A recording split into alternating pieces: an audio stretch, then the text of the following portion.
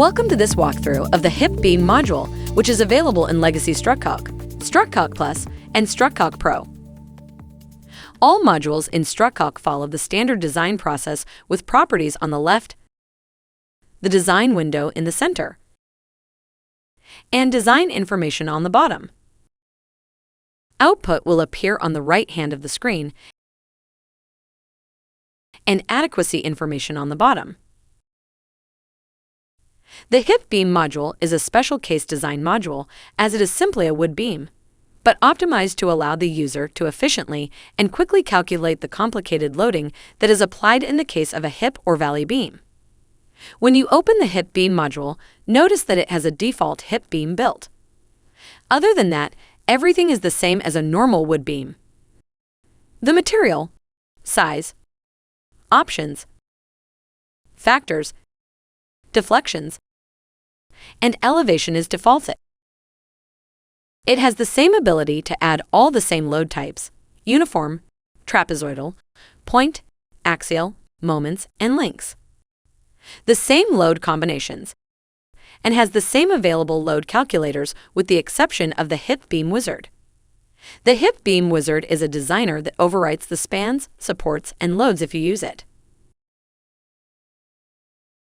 The first input is the plan view beam length, which is locked, as it is determined by the length of the two sides. The wizard will generate 3 sets of loads: roof, live, dead, and snow.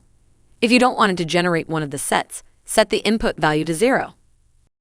You can choose either a HIP beam or valley beam, which simply orients the beam between the rafters.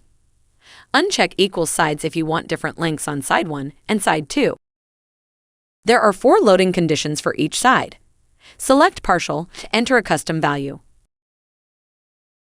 Full for 100%. Half for 50%, or support wall, which will eliminate the need for a tributary width load on that side. If you add a support wall, you can adjust the location of that wall with the D value. Make sure the roof pitch is set correctly for each side.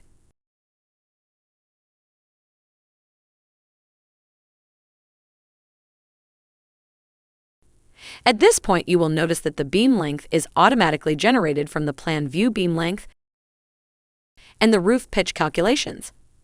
You may add an intermediate support under the beam, which simulates a column holding it up, and adjust the location of this column.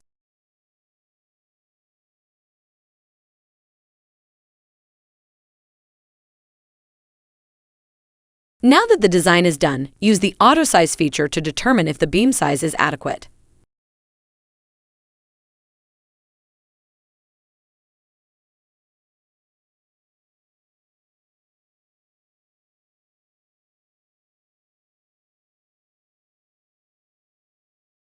I've selected my results and returned to my design, where it has generated adequacies and VMD diagrams.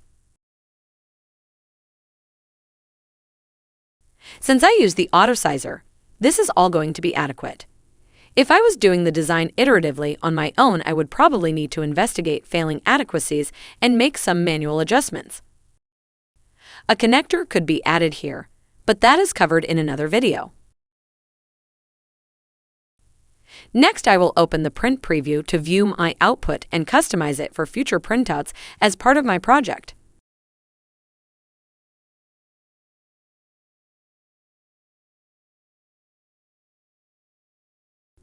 I can select diagrams and different views here that will be saved and print as selected when doing a print project later. Thank you for watching this walkthrough of the HIP Beam module in StruCalc.